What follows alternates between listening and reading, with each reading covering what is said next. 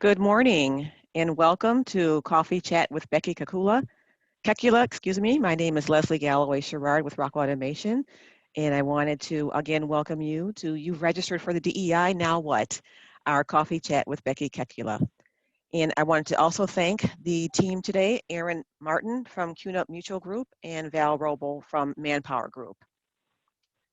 Also would like to thank our Disability in Wisconsin charter members, Associated Bank, Wrangham Consultants, Freighter and the Medical College of Wisconsin, CUNA Mutual Group, Old National Bank, Kalahari Resorts, and the University of Wisconsin Whitewater, as well as our sustaining members, Franklin Energy, Manpower Group, Rock Automation, Northwestern Mutual, ABB, Oshkosh, Train Technologies, and Kimberly Clark. And lastly, our Wisconsin Ability Summit business and community members, Wallow Brands, Versatile, Mindshift, My Choice Wisconsin, Easter Seals, Goodwill, MCFI, Milwaukee Center for Independence, Best Buddies, and ERI, Employment Resources Incorporated.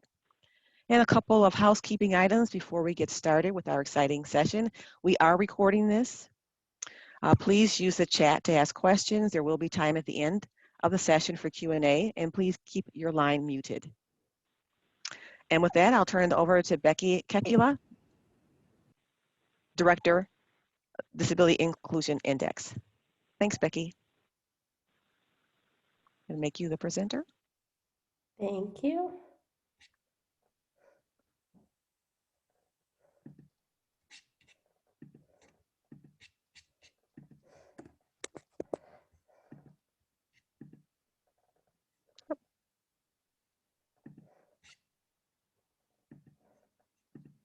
It's not letting me switch to you, so I'll just advance the slides. All right, sounds good. Thank you everyone for being here today. My name is Becky Kekula. I'm the Director of the Disability Equality Index at Disability International. This affiliate specifically is near and dear to my heart because I spent the last 2 years living in the Wisconsin area. I really got fired up watching this affiliate continue to grow. And we're fortunate to have a lot of the companies who are part of the Wisconsin affiliate engage with the Disability Equality Index, both officially and unofficially. And I want to continue to be a resource. So anyone can reach out to me if they have questions, just so people have an idea of where we are right now in the timeline. I'll go over it in more detail shortly, but we currently are closed with the 2021 DEI registration, but we do have a link where companies can still register on the back end in order to participate officially. So any company who may be late to the game and wants to sign up, there's still an opportunity to do that, so we can make sure that we have a conversation after this presentation. So next slide. This is just my name. The Disability Equality Index came about in 2013. Business came to Disability In, at the time we were called US Business Leadership Network, and they said to us, there's a tool out there for LGBT inclusion. Why isn't there a tool for disability inclusion? And we thought, why not? Let's create one. All of the programming that's influenced by what Disability In provides today and always has been influenced by what our corporate partners are asking for.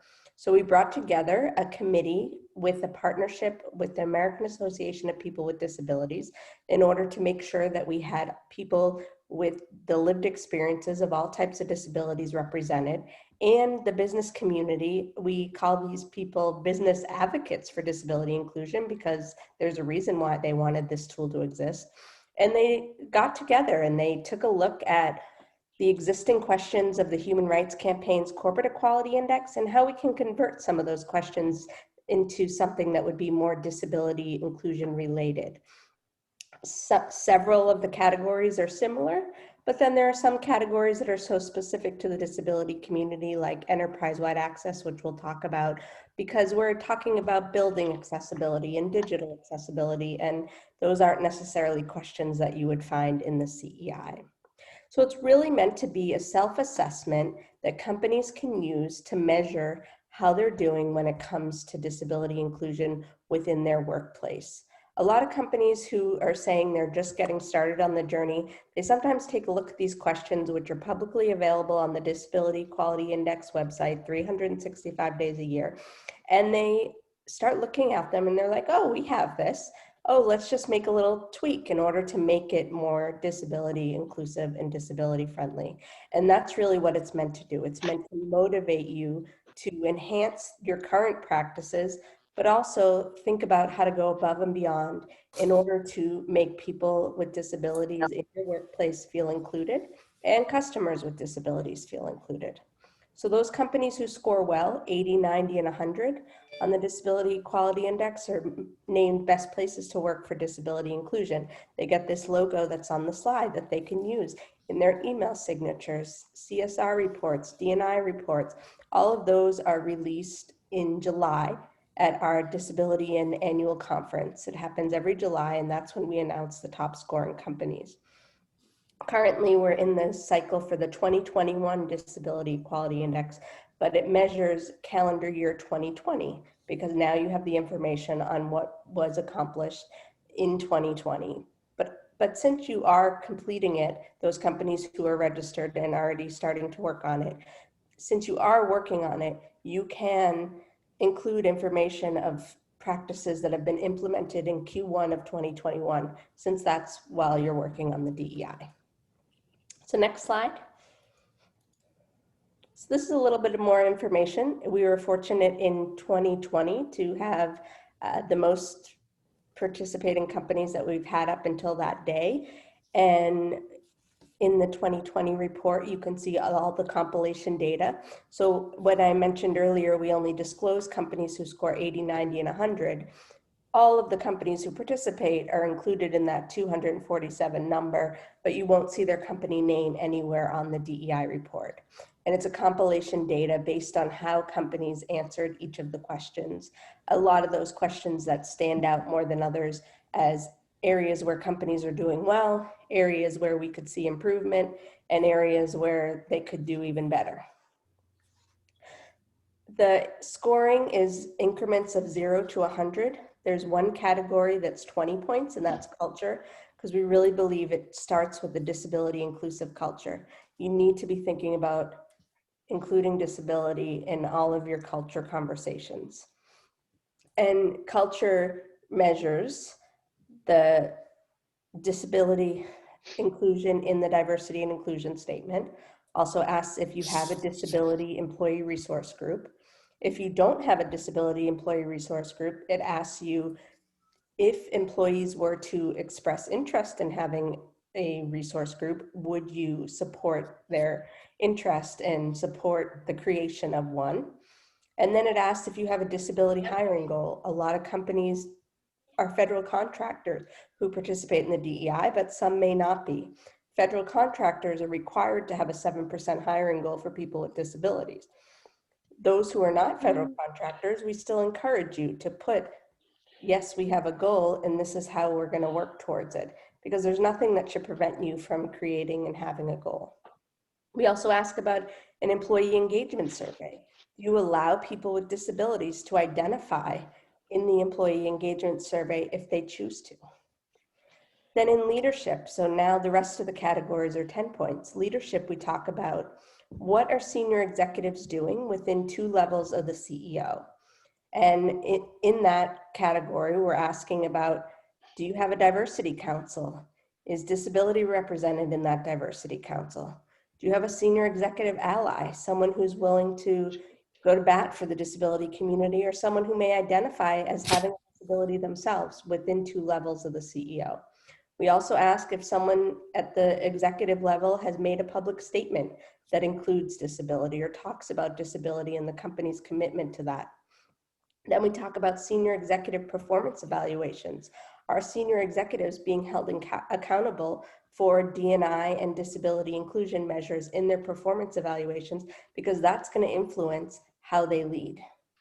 Then we get into enterprise-wide access. That talks about having building accessibility plan, also digital accessibility plan. Are you making all of your products, both physical and digital, accessible so people with disabilities feel empowered and supported working at your organization. Then we go into employment practices, starting with benefits. A lot of companies who are starting out in the DEI, they score well in the benefits category because these are benefits that they may already be offering to their employees, including EAP plan, short-term disability, long-term disability. But then we ask some additional questions about things that are helpful to the disability community, like hearing aid benefits, vision benefits. Personal assistance services used to be in the benefits category, but we moved it over to accommodations. But anything that can be helpful to the disability community so they feel supported on the job. Then we get into recruitment, where we're really talking about what are your disability recruiting efforts. Are you putting it out there that you're willing to make an accommodation if someone needs one for the job application process and the interview process? Then we ask about what are you doing when it comes to disability recruiting? Are you working with external organizations so you can have a pipeline of talent with disabilities? And then we ask a question around personality profile screening tests. We prefer for companies not to have them, but if they do have them, do you have an option for employees with disabilities to opt out if they choose to, because it could be a potential barrier to employment. We've had some members of our Next Gen Leader program who have applied to a job and they've failed the personality profile screening test, and then they're needing to wait a whole year before applying to work at a company again. So really trying to prevent those types of barriers. Then we get into employment, education, retention, and advancement. And this is once someone's onboarded, are they supported to move up and learn and grow at your organization? It starts with making sure that disability inclusion is part of new hire orientation. Are employees being informed about being inclusive of people with disabilities? Are people managers expected to take training around disability inclusion? Do you have a retention and advancement statement that shows that you're willing to support and promote people with disabilities? And most likely other demographics are included in that statement as well. Do you have retention and advancement programs? They may not necessarily be catered towards the disability community, but if you have a women's leadership program, are you making sure that it says this women's leadership program is open to women with disabilities? We encourage all who are eligible to apply. And then supported employment is a model that we ask about if you were to have someone who starts off with a job coach and then they transition independently into the job eventually. In the retention and advancement programs, we tend to get a lot of the neurodiverse autism hiring programs that companies are implementing. But we're really trying to make sure that people with disabilities are being included when you're thinking about retention and advancement, not just celebrating new hires, but helping them move up and grow within an organization. And then we get to accommodations, having an accommodations policy, a procedure. You could have a policy all day long, but if people don't know how to access that policy, it's no good. So you want to have those that are complementary of each other. We ask about a centralized accommodations fund. Do you have a fund that managers can access so there's not another potential barrier when it comes to allowing someone with a disability to come to your workplace and feel supported with accommodations that they need? And then we ask if you are having a process for off-site accommodations. So if you have a meeting that's off-site, are people with disabilities being supported so they can participate fully? So same with planning an event like this, having a sentence in the event invitation, if you need an accommodation, please let us know. And then they would have an action they can take and feel empowered to ask for that so they feel supported during that event. And you could always set a timeline as well for that, just so you can be able to deliver on the requests. And then tracking accommodation metrics, having policies in place for a centralized accommodations fund and for the offsite company meeting activities, you would be able to start tracking what are people asking for. And we're starting to find out that more people are asking for accommodations than those who even identify as having a disability. So it's helpful to put it out there so more people feel supported. Community engagement talks about how are you engaging in the community. A lot of your companies who are involved in disability in Wisconsin and the activities that you're doing here, a lot of that information could be inputted in community engagement. We're talking about philanthropic support, supporting disability inclusion related events. It may be an event you may host at your company around National Disability Employment Awareness Month, or the ADA celebration, which takes place every July, or it would be nice to have disability programming any other time of the year.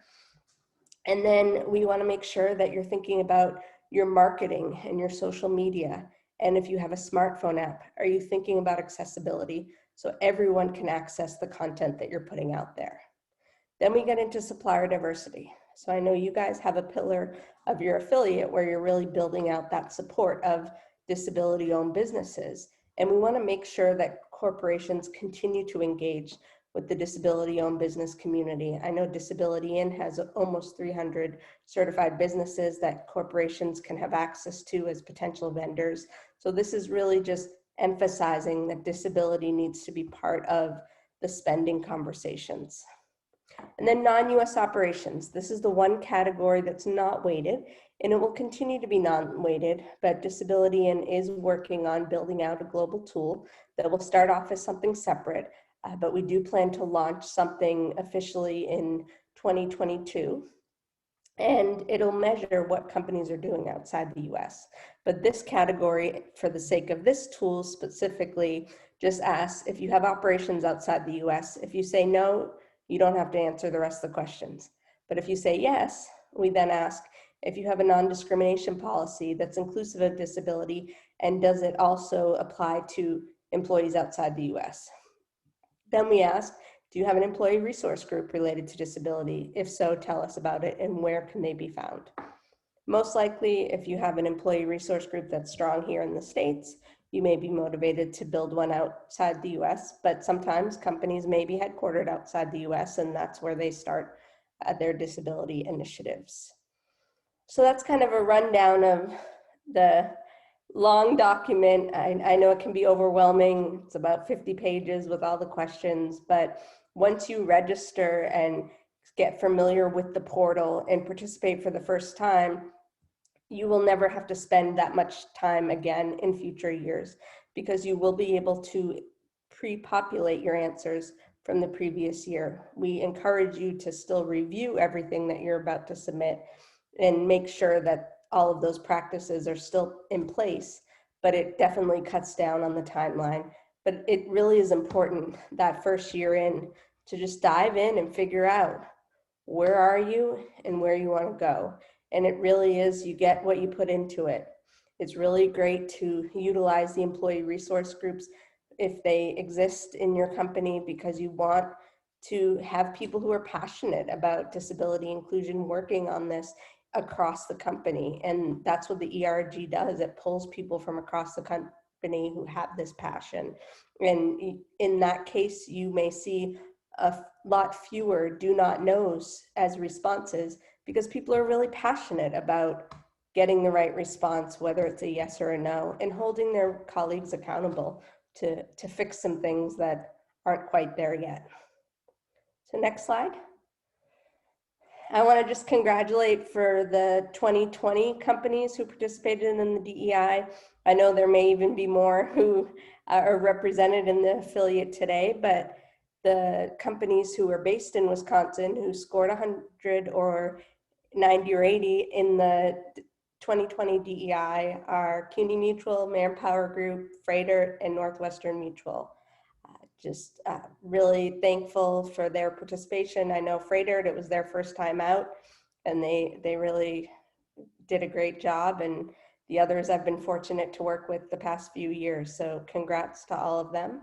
And I know that they're excited to continue to stay committed, and hopefully we can get some great testimonials from them. I know they also joined me in a panel that we did at the Wisconsin Summit back in October, which was a wonderful conversation that everyone should go back and see if they haven't seen it yet. Next slide. So this kind of goes through what I went through before, just the different categories that are measured in the DEI. So the non-US operations, we're going to pilot the DEI this year, but we're going to officially launch in 2022. And really, it's important just to know that this is how we are trying to address disability inclusion across your enterprise. In each of the categories, there's also the option to input up to 3 best practices. I know I've been in touch with some of the companies here who have submitted some great best practices, and we really want to shine a light on the great work that everyone's doing outside of the specific questions that you can find in the DEI. So it's important to make sure that you use that space to do anything great that you guys are doing, even some of your involvement with the affiliate and the projects you're working on here. And then you can see a link again to the 2020 DEI report that has that compilation data. Next slide.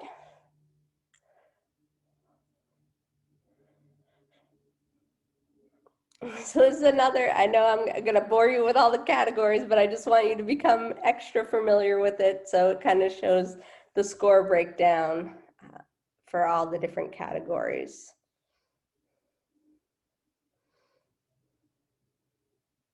And then this is the timeline I had mentioned earlier. So we are currently closed with the 2021 registration, but we would definitely encourage you to reach out if you still want to participate. Currently, companies who are participating are expected to submit their responses by April 9th, but just feel free to reach out to us if you need any flexibility. And then the scores are finalized in June, so then we can announce the top scoring companies at our conference this July.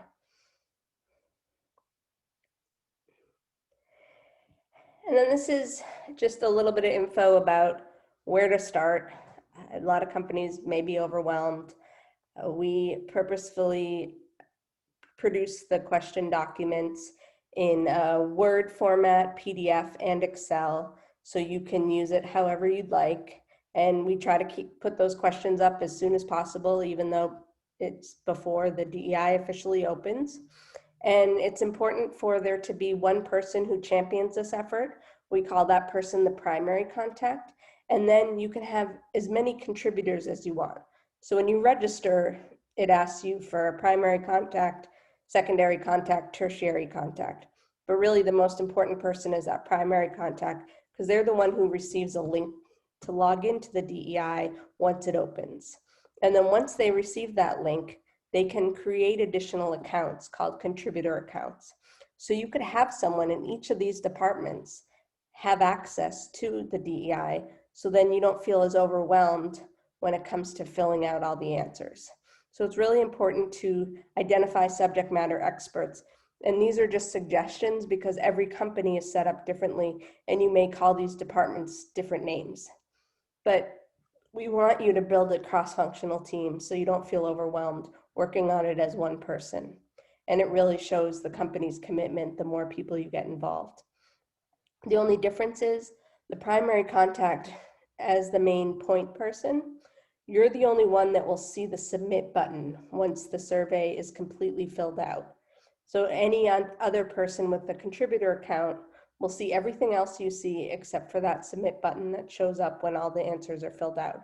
Because we really want to make sure there's that one person who has the sign off before the submit button is hit. But if anything were to happen and the submit button happened too early and you need more time, we can always work on that in the back end as well. But these are some departments to definitely consider identifying a disability inclusion champion in each of those departments. So then you really know who you can go to and who can help you get the answers as you're navigating the tool.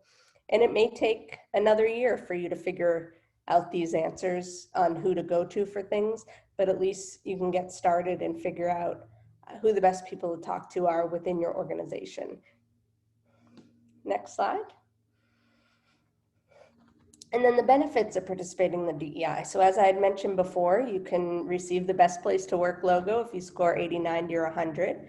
You also receive a scored report, which shows how well you did with your score, and it shows all the answers to everything that you filled out in the DEI. And then there's also a scorecard, which shows how you did compared to your industry and compared to overall participation in all of the multiple choice questions. So every question set usually starts out with a multiple choice, and then it continues to branch out to ask you for supplemental information.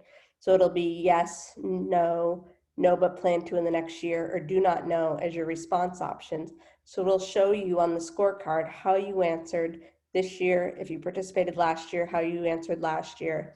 Then it'll say how you answer, or the percentage of companies in your industry that answered each of those ways, and then those in overall participation who answered each of those ways. So then you can identify what are some of those questions that may be challenging for more than just your company, and what are those that maybe you should encourage your company to move a little faster on. And then the scorecard also has recommendations where you've said no or do not know or no but plan to in the next year. It'll give you a recommendation on things to think about as you're planning for the next year. Next. And then recognition. So in July at our conference, we'll have a top scorer list that will be included on the Disability Equality Index website. It'll be on the Disability In website, the AAPD website. There are also press opportunities that may come up where companies are asked to participate in interviews about what it means to be part of the Disability Equality Index. And then social media, we're always willing to promote what the top scoring companies are doing when it comes to their disability inclusion efforts. And really any time of year, if companies want to send us some great initiatives that they're working on and that have already been featured in the press, we're happy to consider getting that out there to an even wider audience. Next slide. And I know we have plenty of time left, but I'd love to just, since it is called a coffee chat, just really encourage everyone to ask questions and let me know how I can support you on your DEI journey, whether you're participating officially or unofficially, or maybe you're not eligible, but you still want to apply some of the questions within your organization. Happy to answer them.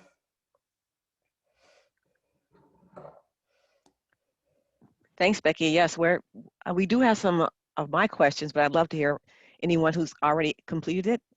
If they have any questions or want to share their experiences, or anyone on the call from one of the 2020 best companies that Becky went over, Northwestern Mutual or Freighter, or to share their experience.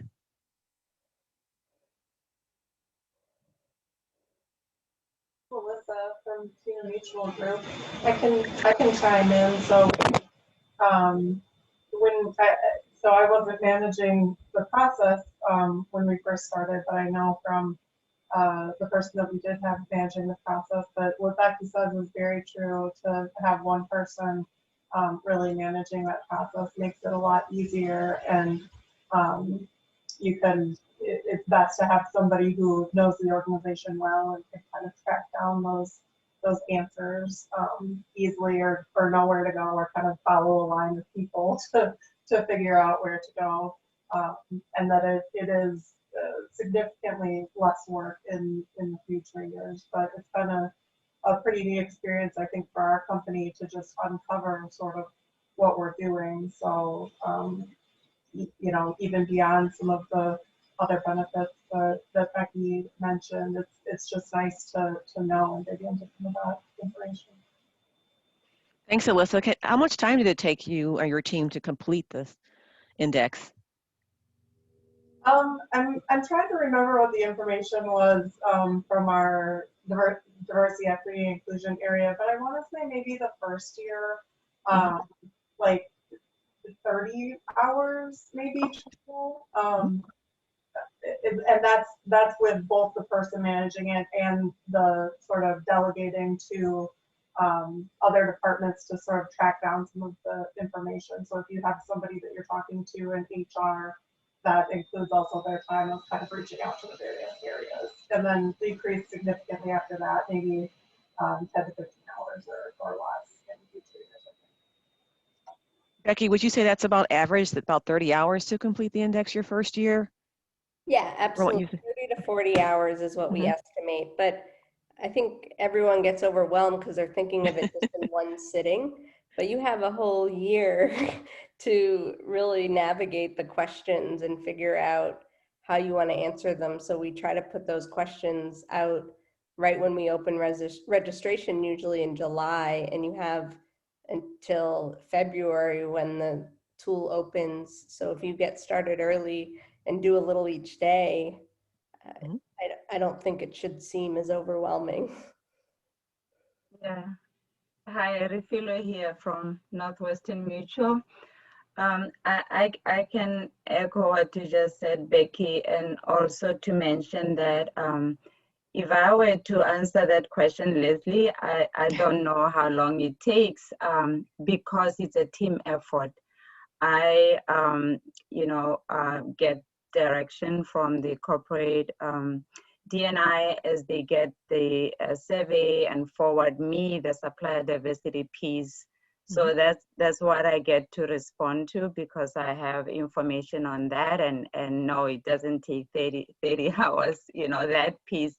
But I can also say that it does get better with years because it's pretty much the same questions, right? And if you had answers from previous years, you just have to review and yep, still relevant or add information that way. So yeah, the first year probably is overwhelming, but it gets better with time. Yes. And I will say that when it requires you, the only thing that it doesn't allow you to pre-populate is if you have like a benefits question and it asks you about your EAP plan and upload a benefit, whatever it may be, it will ask you to upload again just because you want to make sure those documents are current. But that's only in a few scenarios. And we did add a few new non-weighted questions for 2021. So you won't see your previous year's responses for that. But they always start as non-weighted, meaning they don't count towards your score, but it's still required to provide an answer. And then in future years, they could be weighted just based on how people respond overall. But it's very manageable. It's not like all of a sudden there's 50 new questions. Great. And Alyssa and Ralphie from Northwestern Mutual, what insights did you gain from completing the index, or ahas moments from completing the index? Yeah, I can only talk for the supplier diversity piece. It's really revealing because it gets us, as Becky mentioned, some of the questions are not weighted, right? But I don't know which are not, maybe it's a secret. But it really makes you think about those questions that you don't answer positively and think as you get into your planning phase, what can you do to address those? It helps because, like Northwestern Mutual has been achieving this, for successive years.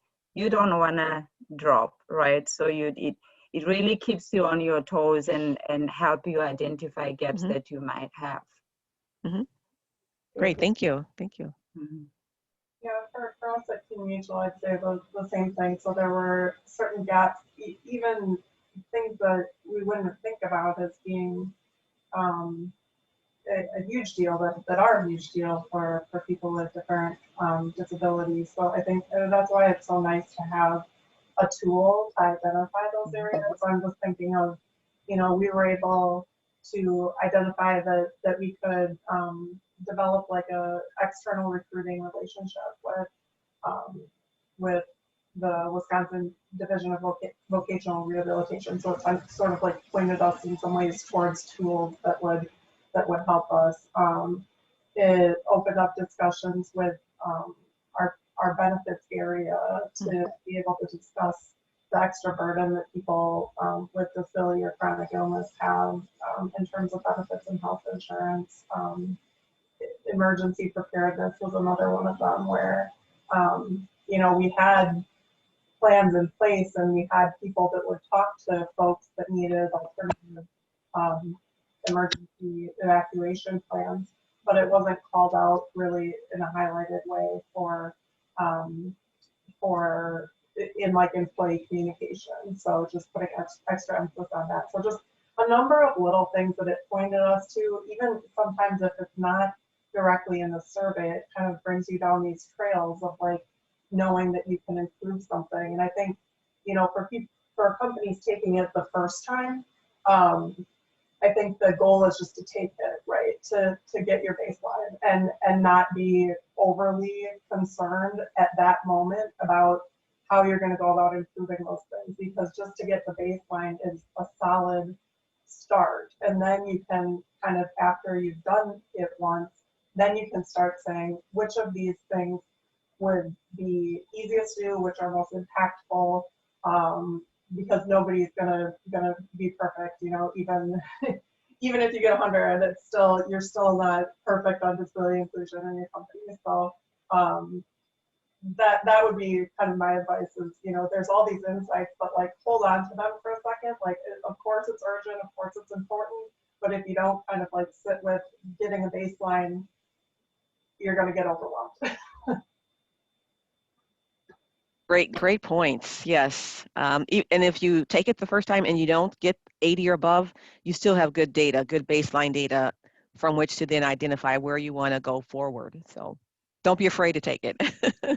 Yeah, and any company who requests it, anyone who participates, I'm able to kind of do a deep dive presentation webinar. It usually takes an hour. I encourage companies to bring together a cross-functional team, whether they were involved in the filling out of the DEI or maybe they could get on board the next year. And it really just helps you identify like the low-hanging fruit, longer-term goals. So that's always an offering that we have once a company participates, but we really don't know how to help you until you participate and we get a baseline. And then, as Alyssa said, really emphasizing that we always say 100 does not mean perfection. I know a lot of companies sometimes get really excited, and even in press release, they say perfect, but we're all on this journey together and we're always raising the bar, and there's new things that come up every day, especially none of us expected to live in a COVID scenario where everyone's working from home, which can be beneficial to all of us, but also there are people who are feeling isolated and really want to get back to the physical office space. And we need to keep that in mind too, especially when it comes to the disability community, because there are people who are very excited to have the option to work from home at this point in time, but there are others who really want to get back to the offices physically. And when it is safe to do so, we don't want to go backwards when it comes to physical building accessibility as well. So those things to consider. We did add a question in accommodations just about remote work or flexible work options, but it really is just leaving it up to the candidate to decide what they prefer if possible. I'm just gonna quick add that Becky is amazing. Yes. Reach out to her, truly reach out to her. She is super helpful. She has all these resources and examples from other companies and just like best practices. So like when she says she's a resource, she really means it. I know I get worried when some days are quiet during this submission period, because it's like, I put it out there, I'm willing to help people. So sometimes it just takes asking the question in order to get more clarity. Becky, is there a fee to take the index? I'm not sure if you mentioned that. So those companies who are not corporate partners of Disability International, since it is funded by the national organization, pay a $600 administrative fee. And then those who are corporate partners, it's included in your corporate partnership, but technically it still comes out of what you're paying for the partnership. And it's really just to cover the costs of keeping the tool alive. We work with the developer who helped build this tool, and that's kind of what it costs to generate the scored reports and scorecards and registration process. And if we want to become a part of the larger organization, how will we do that? I can always connect anyone with Mackenzie on our team, who kind of leads those conversations, and she's happy to go through all the options. And a lot of our partnerships are rolling. If you start today, it'll expire a year from today. And the different partnership levels really relate to branding at our national conference in July. Okay. Any more questions out there?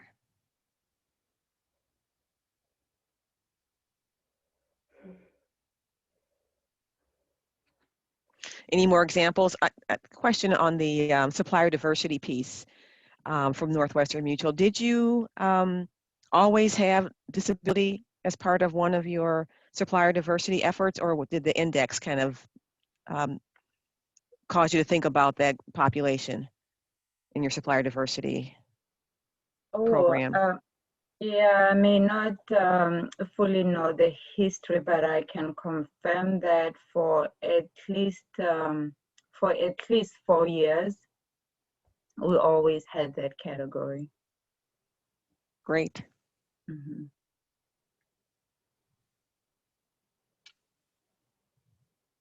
Any other questions or comments? We still got a few minutes with our coffee chat. Well, maybe I can ask, and Becky can help, and others that please continue to share disabled-owned businesses that you get to know of, because it is a bucket that we struggle a little bit. Mm-hmm. Mm-hmm. Yeah. Yeah. And those companies who are corporate partners of Disability and National are able to access the portal of over 300 disability-owned businesses. But then I know you guys have been building out a local supplier program as well. So definitely tap into those local businesses as well. And I think it's really important just to continue to encourage disability-owned businesses to be formed and certified as much as you do employees entering a corporation, because it really is what works best for a person. But at the end of the day, it's giving people jobs, and a lot of these disability-owned businesses are then hiring more people with disabilities, and it's helping us with reducing the unemployment rate. Becky, this is Trish DiMaggio-Zander from Checkout. What is the cost to become a corporate partner? I think there's different levels, but what is the base cost to become a corporate partner? So it ranges from 10,000 to 100,000. Okay. And it really is 10,000, everyone gets the same benefits. Yep. And then if you pay more, it's just more branding and speaking opportunities at our conference. Okay. And if I wanted to bring this to my CEO, and maybe I can talk with you offline about benefits of this. And I got to work with Alyssa at Kin Mutual Group. She's and if any, I just want to say in this group, Alyssa is amazing and like a wealth of knowledge and learning. And anyway, just want to put that out there. But I did want to ask if there's anything. I mean, I've been out to the website, of course, even with Alyssa. But if there were any suggestions on how to speak, or would you be willing to speak with our CEO if I wanted you to? Of course, Okay. happy to. Wonderful. And yeah, and I could bring someone in partnerships. And I know you guys had, I think your board at least had a conversation about the Are You In campaign that we've been working on with CEOs. Alyssa, as I know, CUNY Mutual signed on to that, so she could definitely share about that experience, and we're happy to figure out how to get if you're going to talk to the CEO, then that's a good thing to get that endorsement. Yes, absolutely. Thank you. And then I will say, Alyssa, I did get another referral of a new company this year because of you too. So anyone who wants to promote it to other companies too, we encourage it. I'm gonna just hit up Alyssa. Sorry, Alyssa, I'm volunteering you. Thank you for sharing that, Trish. We appreciate it. So I'm looking at the measures. Was there, for those who've taken it, Alyssa, was there one section that was more challenging than another? This is a kind of a newbie to the process. Was there one that you thought that was more challenging to complete? In our first year of taking it, digital accessibility, it was a little tricky for us, just because it was sort of, I think at that time, something that a lot of companies were talking about, but it wasn't sort of universally being put in place by a lot of our peer companies. So just digging up that information, since that spans so many different realms. So you have your external websites, your internal websites that are all owned by all different departments. You know, now I think we have a much easier time because we have a digital accessibility council that really manages that and has an inventory of where things are at for everything. But I'd say that was the trickiest part for us at the time that we started taking it. So we've been taking it for 2 years, and yeah, just a little harder to round up. I'm sure it's different in different organizations, but that was true for us. Yeah, I would say where points are missed in most cases, those companies who are facing different challenges, it would be enterprise-wide access and supplier diversity. So if you don't have the right people in each of those categories to support, it can be challenging. Thank you. Good point. Good point. Any other questions? Let's see.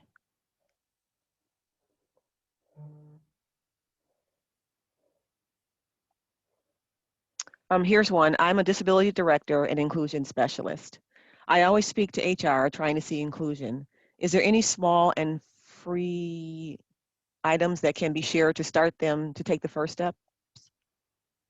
If they don't have the funding to join the organization, are there any smaller or steps that they can take to talk about disability inclusion with their team and get them on the right path towards this eventually, Becky? So we have a plethora of resources on the Disability In website. So I just sent that link. Oh, great. Okay. Resources. And then I even put together with the team a getting started with disability inclusion document that can also be accessed. I'll link that as well. And we kind of slice and dice the different categories and did a best practice from each category. So I think it's really just figuring out even one question in each category to focus on and then build off of that. Thank you. Great question. And how many employees is CUNA Mutual? Alyssa, just to get a range of what's the average size of a company, Becky, that's taking this, the DEI? Is it small and large? Is it? Go ahead, Alyssa. The DEI is open to companies with 500 employees or more, non-government organizations, and it could range from like 501 to 100,000. It really just depends on the type of company. But that's why we really can't go lower than 500, because if we start comparing a 2-person company to a 200,000 company, right, a different type of baseline. So I think the 500, it came about because that was the Human Rights Campaign's criteria, but it really is a baseline for where you would have the infrastructure in place to be able to access each of these categories. Mutual, you're giving me trivia questions here, Leslie, but I think we're about 3,500. Okay. for CUNA Mutual folks on the phone, sorry, but in that range. And that, I mean, that's an interesting piece because you are taking the same benchmarking survey as like Microsoft, right? So there's going to be some things that some companies have more resources than you do as a smaller, medium-sized company to be able to implement, or you need to implement them in a different way.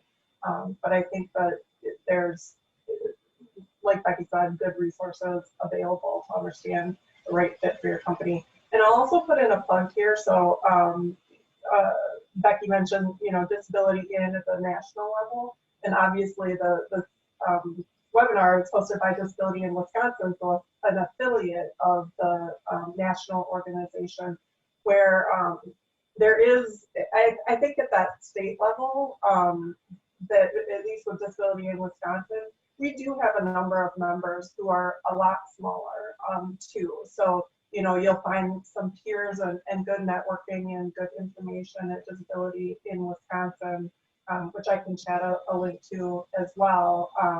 And that you can explore kind of being involved more at that state level if that feels more helpful to you as an organization. And there's nothing that could prevent you from downloading the questions and seeing how they apply to your organization. And even as Alyssa said, you kind of figure out how it works for you regardless of the size of your organization. Because at the end of the day, it's a self-assessment. So you're really just focusing on your company and then you may be on a list with all these other companies, but it's really a motivator for your internal company. Do you know if most of the companies are global that are taking it across the US, or are they primarily US-based companies that are taking it, Becky? Of the 247 companies who participated in 2020, about 75% of them have operations outside the US. But we currently have the criteria where you would have to have at least 500 employees in the US for this tool specifically, and you would need to fill it out on behalf of your US operations outside of that one non-US operations category. So we're really looking to keep it US specific for this specific tool. Thank you. Any more questions coming in? Thank you for sharing that link, Alyssa and Becky as well, on those resources. That's a great idea for the smaller companies, just some resources and how to get started in this direction. And also, just so everyone knows, a history lesson, Disability In, or USBLN at the time before July 2018, started as affiliates all around the country, and then the national organization formed. So there's a lot of great work being done at the local level, and for you guys to be able to support each other there is super important.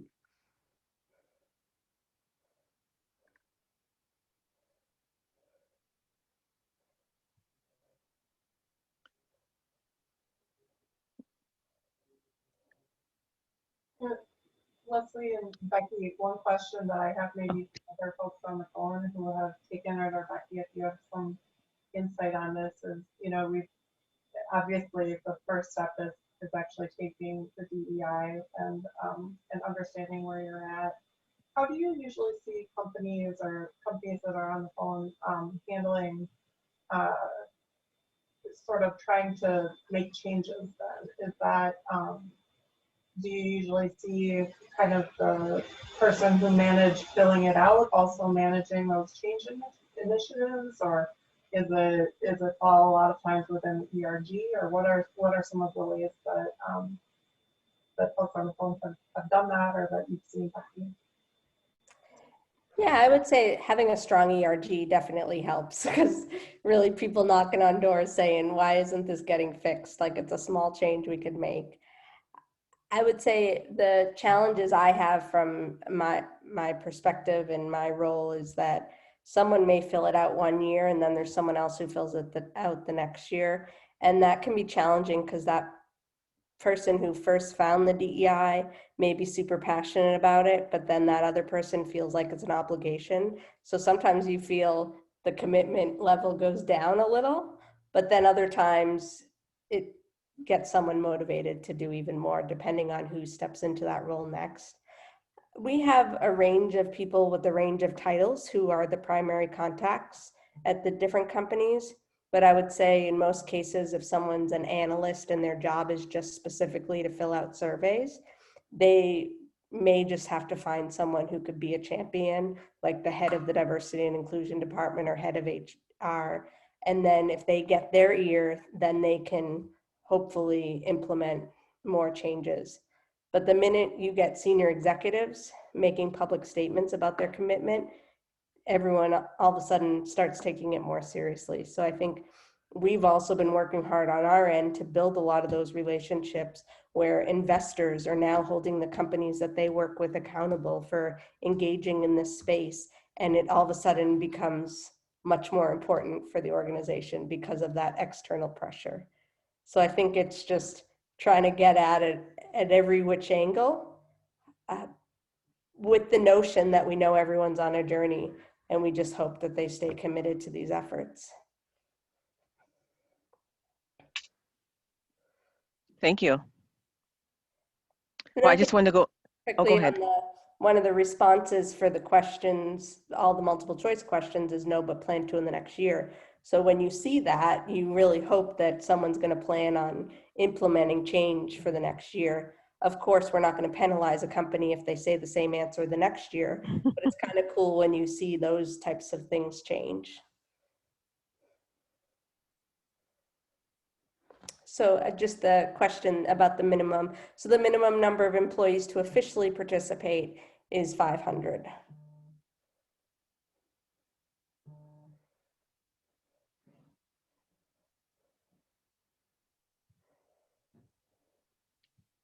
All right, well, we're just about at the bottom of the hour, and last call for questions. It's been a great discussion. Thank you for sharing, those of you who are taking it, and thank you, Becky, for your advice and encouragement.